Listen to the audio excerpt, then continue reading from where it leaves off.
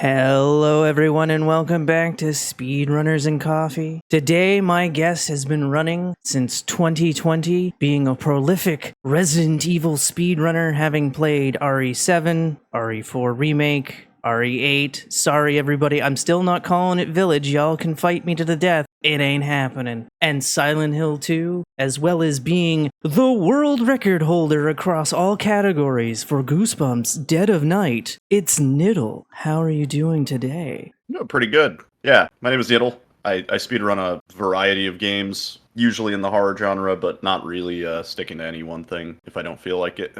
That is completely fair. But what got you into speedrunning? Yeah, it's a good question. Yeah, really, it was Resident Evil 7. I played it casually, got obsessed with it very quickly, and it was sort of from first playthrough to like sixth playthrough was maybe within 48 hours. And I was just kind of achievement hunting and doing all that stuff. And then as part of the achievements, it says you have to beat the game in under 3 hours, I think. And so I did that, and then I was like, that wasn't too bad. I wonder how fast, like, everybody else can do this. And, I started learning the strats. I started looking into it more. And it was sort of a result of the COVID, just because we were all on lockdown and not much else to do. So I started dedicating a ton of time to Resident Evil 7 and grew to really like it. And all the people in the community were really nice. I don't think I would have continued speedrunning it if the people weren't so nice and understanding and helpful and everything. But yeah, it was RE7 in a big way for sure.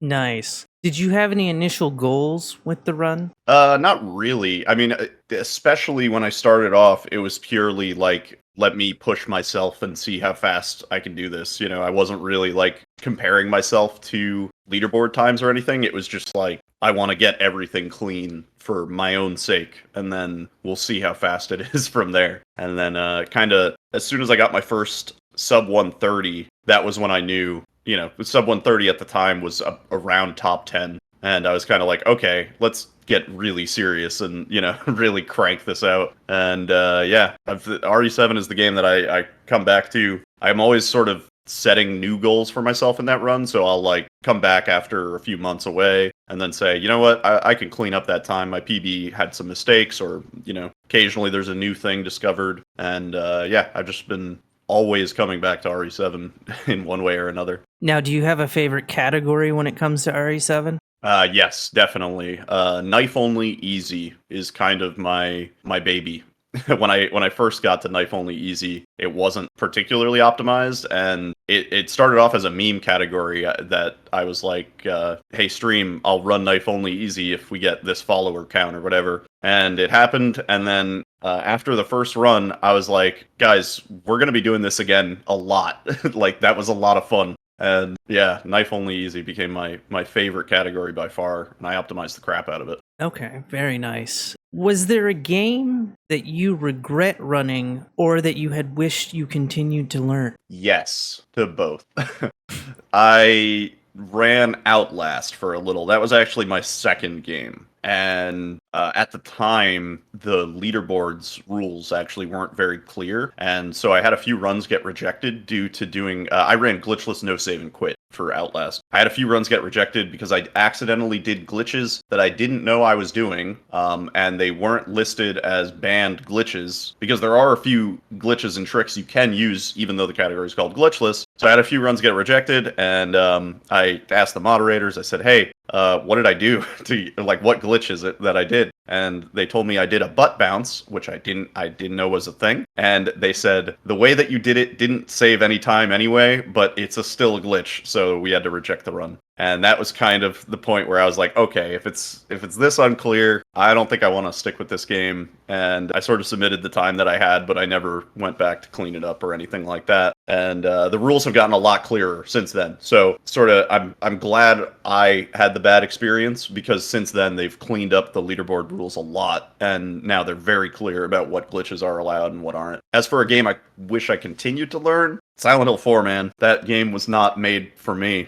I really wanted to be able to say I could run Silent Hill 1 through 4, and I still might go back to 1 and 3, but I gave 4 a really solid college try, and I just found that the levels of RNG and just kind of the way that the run went down was just so painfully annoying, and I don't really like runs with so much RNG that you're regularly going to be getting PBs purely just based on the RNG, not based on playing better or anything like that. So yeah, that was a bummer. Yeah, I've seen Silent Hill 4 runs and it looks like an absolute shit show, and I'm just like, oh god, why would anybody put themselves through this? Yeah, it's just multiple back-to-back parts where you can lose like 20 to 30 seconds at a time, and like, on a PB pace, that's it. That ruins the run. So What goes into your decision making when it comes to picking a game that you want to run? yeah, it's kind of weird because a lot of times I don't go into a game thinking, "Oh, I'm going to speedrun this once I complete it casually." Similarly, sometimes I do go into a game thinking I'm going to speedrun it once I complete it casually, and then I don't. So it's a little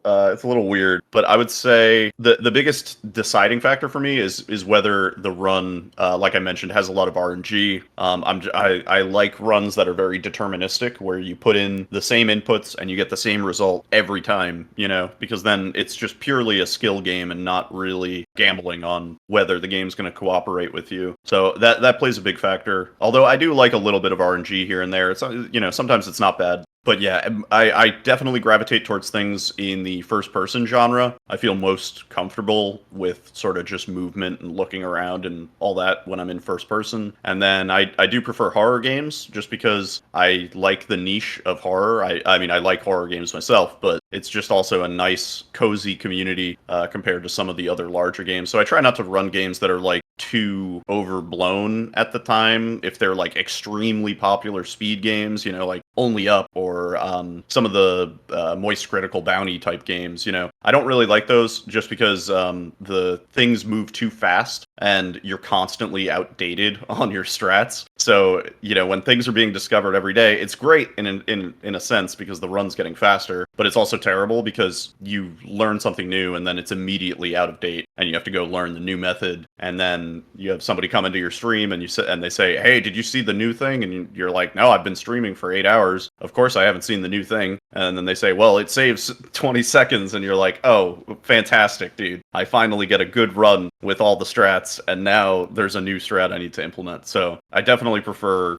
more niche, like smaller communities and stuff. Yeah, I feel that because I remember back when RE8 was out and everyone was like, "Oh yeah, snow walking," and I'm like, "Well, I can't do that anyway." And I just Oh yeah. like literally after that was found, I stopped. I was like, I can't compete with this. Little did I know it was banned like probably like 5 days later or whatever. But I was Yep. like, I can't compete with this. Yeah. I'm done. That was a particularly rough one because the tech ended up getting banned, and it was an annoying, important tech that saved 30 seconds. So yeah, I suffered from that one too. That was a bad one. Is there a game that you love but could never run? There's probably a few. Half-Life 2 comes to mind in particular. Half-Life 2 is like, one of my favorite games. Came out sort of when I was growing up and really getting into video games, and it played a big part in my teenage years and stuff like that. And there was a time sort of when I was in high school where I was kind of keeping up with the speedrun strats. I was learning about bunny hopping. I was learning about some of the skips that you could do to skip a lot of the unskippable dialogue and stuff like that. But ultimately, the run is incredibly tech heavy. There's so many tricks just back to back to back, to the point where most people do sort of like segmented practice and just really get the muscle memory down for specific sections, one section at a time. And it's just a little too much for me. I love the game, and I do know some of the speed tech, and in my casual playthroughs, I'll show off the tricks that I know. But yeah, I'm never gonna seriously run that, I don't think. Are there any games that you're currently playing, be it offline, online, speedrunning, or just casually? Oh, always. Yeah, so I've been speedrunning Village recently, mostly just to clean up a PB, an old PB. And the only real reason I went back to Village at all is because I was asked to be on a GDQ marathon. So sort of derusted Village, and then in the process of derusting, I was like, hey, we're on real legitimate PB pace here, so we might as well bang out a PB. So that's been my recent project. I got a 132.45 in New Game Glitchless, and so I'm probably happy with that for now. And yeah, probably gonna put that away because Village isn't my favorite speed game. And off stream, Diablo 4, big time. All my hours are Diablo 4 right now. Nice. I still need to pick that up, and I'm just seeing like all the homies playing it, and I'm like, oh man, I have. And by the time I probably get it, everyone's gonna be like, Diablo 4 sucks, and I'm like gonna be like, oh, well, damn. Season 1 starts in 2 days. Just saying. Where do you see yourself in 5 years' time, speedrun wise? You know, I've had a dream for a while where I've always looked at certain runners' profiles like Ecdysis and Punchy and, just sort of prolific runners where you go to their speedrun.com profile and you're like, wow, they pretty much run everything that they play casually. Like it might not be the cleanest run and they probably only do it for a day or two before putting it away, but I've always really admired just the volume of their speedrun profile. And what's impressive is if you ask, Ecdysis or one of them to go back to one of their old speed games, they still can. And so they'll run them in like marathons and stuff like that. And I just think that's a really like sort of versatile thing to have just because you're constantly changing it up, you're avoiding burnout, you're keeping things interesting for you and, your Twitch audience and stuff like that. And yeah, I've just always liked that. So I would say in 5 years, hopefully you can go to my speedrun.com profile and press Control P and it would be like, are you sure you want to print 180 pages? And then that will be my satisfaction point. That'll be when I'm like, okay, we don't need to add so many runs to our speedrun profile anymore. It's funny you mentioned that because I remember late last year you mentioned the meme about the Control P, and I was like, seems very fun. And then I was just like, all right, we got to start running a lot of things. And I started to do a lot of runs just to be like, how many pages can I do? And I was like, all right, I got 10 pages. I don't know what my pages are at this point, but I just found that so fascinating. So it was like, and it just kept me going to like, okay, now we've got this game crossed off the list and stuff like that. And like, I have a list of like 90 something games that I want to run at some point. And like, you pushed me to start doing more of those faster than I anticipated. That's awesome. Heck yeah. I'm super glad to hear that. Yeah, I it was sort of a thing that I'd gone through a few speedrunners that I know, and I just checked their profiles, press Control P, and I was like, wow, some of these dudes, like, you'd be using a lot of printer ink if you actually went through with this print job. But yeah, that's definitely a goal. All right, nice. How do you prefer to learn a new speed run? Do you take notes, practice beforehand, or do you just dive right in? Depends on the game, really, because there are certain games that I go into with the sort of mindset that I want to learn the run and get in, get out, and that's it. And then there are other games that I play and replay extensively before going, okay, we've played this game 3 times now. We've done the New Game Plus stuff. We've gotten, I'm enjoying myself still. How do we keep the fun times rolling, And then really the best way to do that is speedrunning because it just gives you hours and hours of extra playtime. You get to learn new things and all that stuff. So, yeah, I would say that. Okay. What advice would you have given to your past self with your first speedrun, knowing what you know now? I'd probably tell myself to go straight into knife only. But yeah, I think the main advice would be to switch things up regularly because sort of the burnout thing is very real. And if you run the same game for too often, you just kind of start to hate it. And I always say, speedrun games that are fun for you and don't sort of like force yourself to speedrun a game that is no longer fun, or don't take a game that is fun and make it not fun because you're so sick of the speedrun. So yeah, I would probably tell myself to keep the variety on the higher end rather than sticking with one category for too long. Yeah, understandable. Like I see, people who grind and I'm like, how the do you sit there and reset like every 5 seconds? Like even though like I can sit there and do a game, it's like, yeah, but I'm not resetting and I'm just going with the flow because I got to practice it for an event. But like trying to do like a grind, eventually I'm like, this fucking sucks. I hate this. Yeah, and there's like a boiling point for sure where it's like,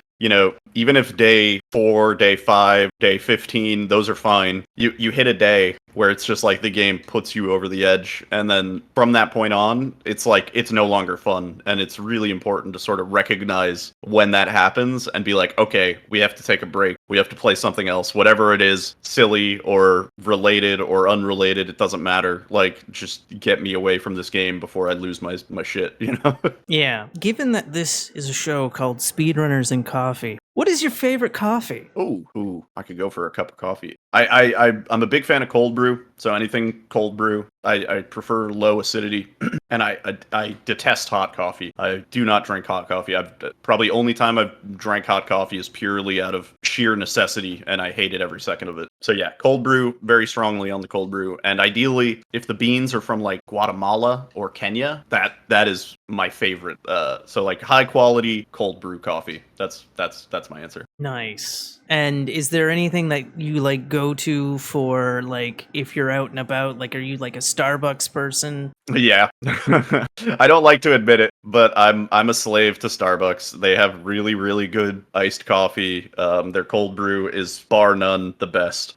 They say America runs on Dunkin'. I don't know how America runs at all, because Dunkin' Donuts is just the worst thing in my opinion. So if I'm going out for a cup of coffee, it's usually a Starbucks, unless there's like sort of a smaller local coffee shop that I know is good, because usually that's cheaper and better than Starbucks anyway. That's fair. And of course, I know you're a big fan of Canadian goods, and I often say that you're secretly Canadian, but Tim Hortons sucks ass. Even if you somehow make it here, don't go to fucking Tim Hortons for coffee. Go to the Starbucks. I've been told time and time again, they're like, oh yeah, Tim Hortons is like the lowest tier, so I will avoid. However, if and when I do come up to Canada, I am stocking up on those coffee crisps, because oh my god, those are the best. Coffee crisp is delicious. Just stay the fuck away from Tim Hortons, because it's shit. Go for the donuts and the Timbits and the food, sure. That's the one thing that Tim Hortons has over Starbucks. But like, in terms of the coffee, like, fuck that shit. And like, yeah, we learned in season 1 of the show that the reason that Tim Hortons sucks ass is because, McDonald's stole their coffee supplier. But I didn't drink Tim Hortons back when they had that coffee supplier, so for all I know, it was always shit.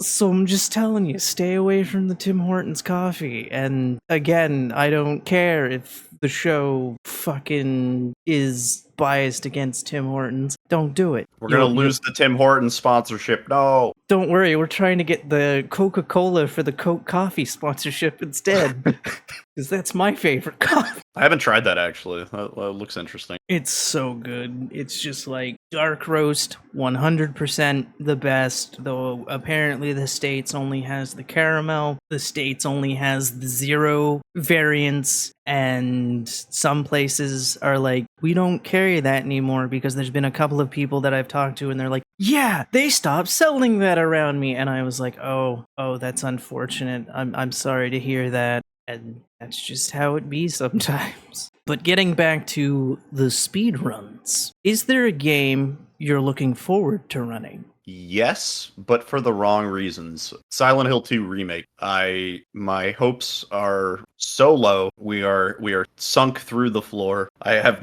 zero faith in Bloober to make a good game at all. But I am very excited to see how it turns out as a speedrun. I have a feeling, Silent Hill 2, I love the original. I've played the original extensively, both casually and speedrun wise. Grinded that game for a while. Never really got sick of that game. It was one of those games that I could always go back to and never really get burnt out from, because it's just so good. But yeah, I have very low faith for the remake to be any good. I have a feeling, assuming it's bad, and I mean, man, I would love for it to be good, but I really doubt it. So whether it's bad or good, I will be speedrunning Silent Hill 2 Remake. I'm excited for it, but purely because I'm expecting it to be a broken mess, and it'll be fun to make fun of it and compare it to how it is not the original. So yeah, that's like it's gonna be a spite run, like a speed run that you hate, but you gotta do it for the principle, Okay. Right now, Silent Hill 2 has pissed me off because fucking stupid RNG Lucky Hill bullshit screwed me over at an event recently, and I'm just like, for fuck's sake. Because that definitely happened, and I was like, God damn it. It took me over a year to get that game to finally run on PC, and it turns out that if you want Lucky Hill to actually work, don't skip the fucking splash screen. You skip the fucking splash screen, everything breaks, and it's just like, God damn it. Yeah, it's the frame counter thing. See, one thing I've always said is somebody needs to make a live split tool that counts the number of frames that it took from launch for you to press start, just so that instead of even having to be like, oh, what's the clock time? Oh, okay, this is my seed. You could just know from live split. I feel like it would take the RNG pain out of it. And like, I know a lot of people, they pause just to check they're like, okay, let me make sure I'm on the right seed, and then they pause and then they check. And like, I kind of wish we didn't have to do that. It would be quite nice if it was just told to us, you know? Yeah. Or, I wish someone would make a thing where you can't skip the splash screens, because if you skip the splash screens, everything is ruined. The game won't even let you go find the codes that you need for the box. It's like completely wrong, and it's like, this is fucking bullshit.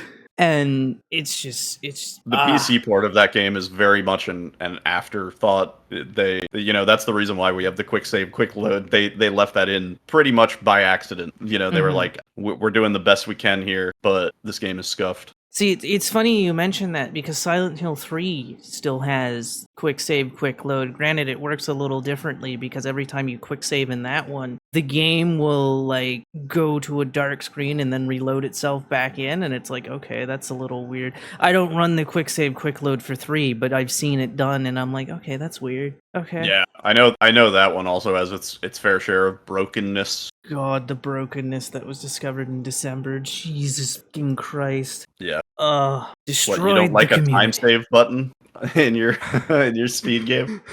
A time save button that created it was a mess on the Discord, but it was what it was. What was your proudest moment as a runner? Probably sort of, it was I guess a series of moments, but knife only easy Resident Evil 7. When I first came to that category, the world record was 1 hour and 46 minutes. And when I left that category, the world record was 1 hour and 36 minutes. So I saved 10 minutes off of the 2-year standing world record by Nick's Issues, which was like regarded as a really clean knife only run. But I went in, I found a bunch more strats. I found out about the DA manip that we could do, which is now a large part of knife only. And it's also, it's a pretty big part of both Village and RE4R. So yeah, I'm pretty proud to say that I changed the game for that category in a pretty big way, where when we first got to it, it was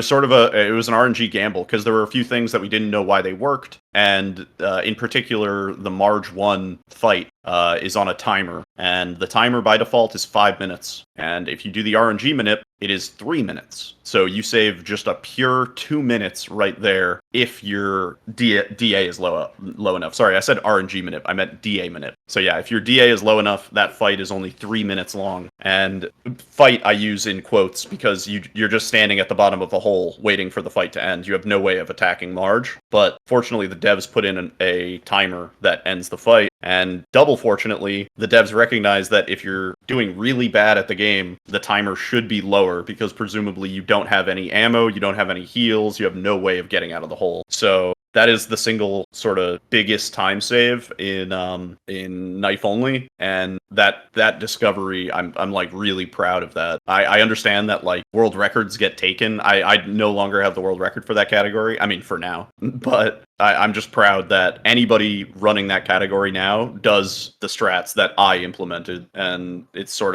just, it's required, because you absolutely cannot put up a clean run, and it also makes all the fights easier and stuff like that. So it's just like the run went from being a real pain in the ass where you didn't know why things were sometimes working better than others, to now being very consistent, full understanding of what's going on. And we did a lot more research into sort of damage values and what DA affects in terms of damage and enemy movement speed and all that stuff. So yeah, it was not necessarily like a single moment, but the moments that led up to that time of 136, I'm really, really proud of that. Nice. And what would you say your lowest moments as a runner are? Lowest moments. It's tough to say. It's been all highs.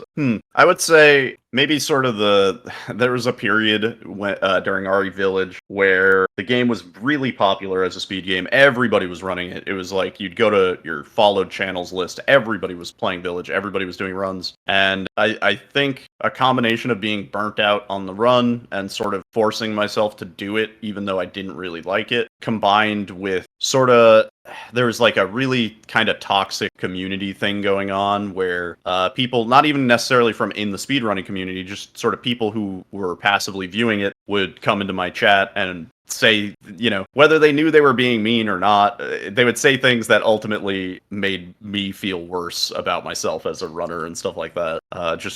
Did you know so-and-so has the world record? Have you seen this new strat? You should be doing this instead of this. Why aren't you doing this? That sort of stuff. That weighed pretty heavily on my mental. And ultimately, that's why I kind of quit Village. I was just sick of, toxic chat. Just really kind of getting on my nerves. And then it didn't help that there were some strats that were implemented and then removed, and rather than retiming the runs, they just deleted the runs that used the strat, which I thought was kind of a bogus move. And so once that decision was made, I was like, I'm never coming back to Village. Lo and behold, I am back running Village. So who knows? As they say never. Yeah. What is your opinion on IGT versus RTA? Well, I think I'm a pretty good person to ask because I've dealt with sort of from the internal side how IGT and RTA play a big difference in particularly the RE runs.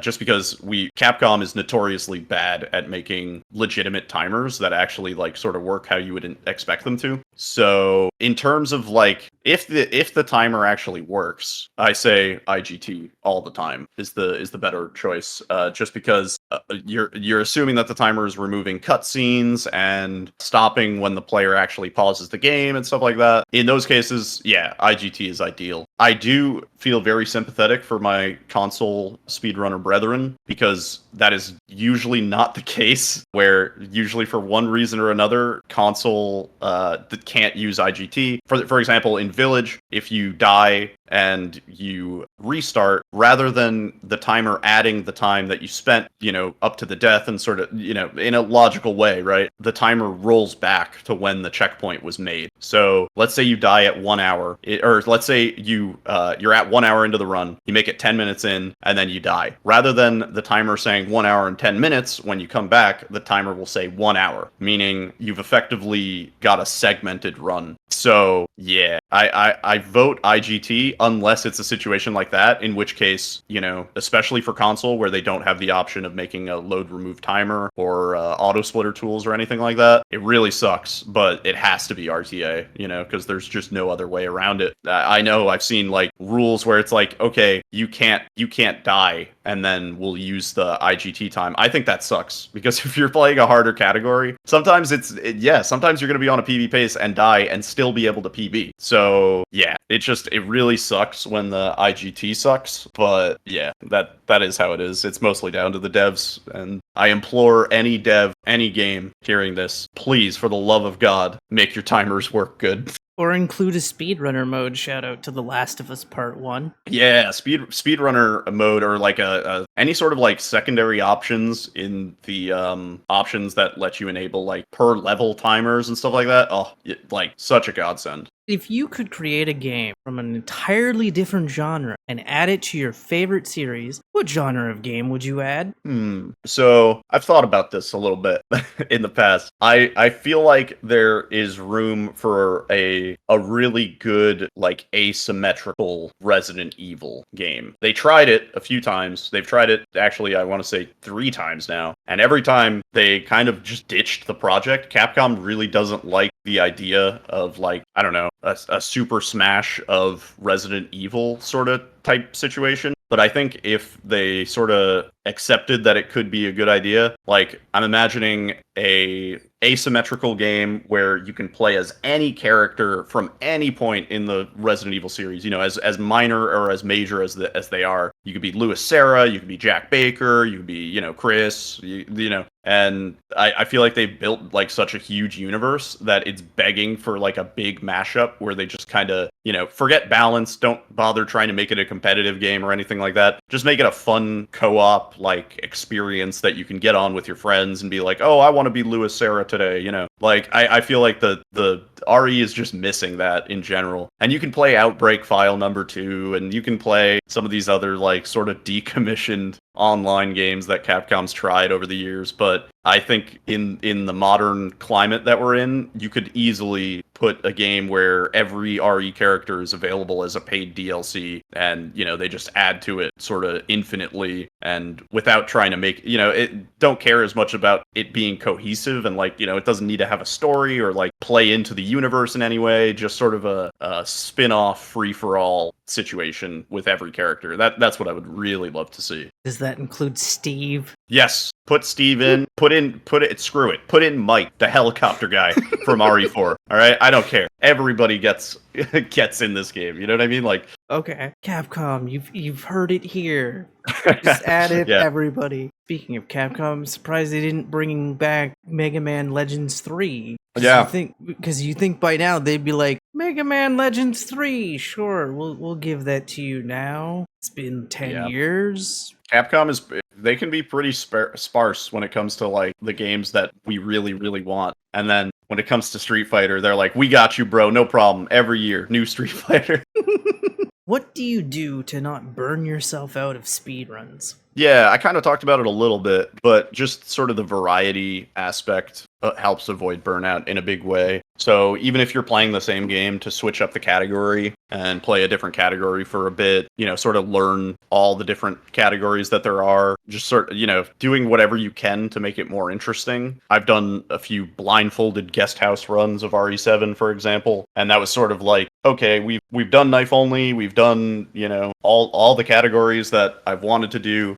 And I want to keep playing RE7, but I don't want it to be like frustrating and a slog, you know? So yeah, definitely variety is sort of key. Okay. Do you have any event rituals? Event rituals, huh? I mean, I don't know if it's not a ritual because it's not really on purpose, but I have a really hard time sleeping before any event. It's like consistently always fail to get sleep. No matter how small or big the event is, no matter how prepared or whatever I am, it's just always, I just never get sleep. But that's not really a ritual. No, I don't really have any. I don't really have any in particular. I usually just try and practice the game as much as I can to a certain point where once I feel like I'm practiced up, I don't like to like, you know, get frustrated in practice when I'm preparing for sort of a no reset marathon, because ultimately you have to be ready for the worst case scenario. So yeah, just sort of keeping my head clear, staying calm, not getting overly worked up and stuff. Okay, that's fair. Do you have any influences within the speedrun world?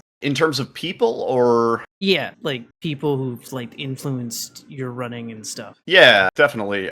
Yeah, some of my close friends, Captain Ezekiel, Cat Link, and stuff like that, for sure. There's a few runners that I look to as like they have the same sensibility as me in terms of what makes a run fun and worth sort of pursuing and stuff like that. Shoutouts to 7 Ray D.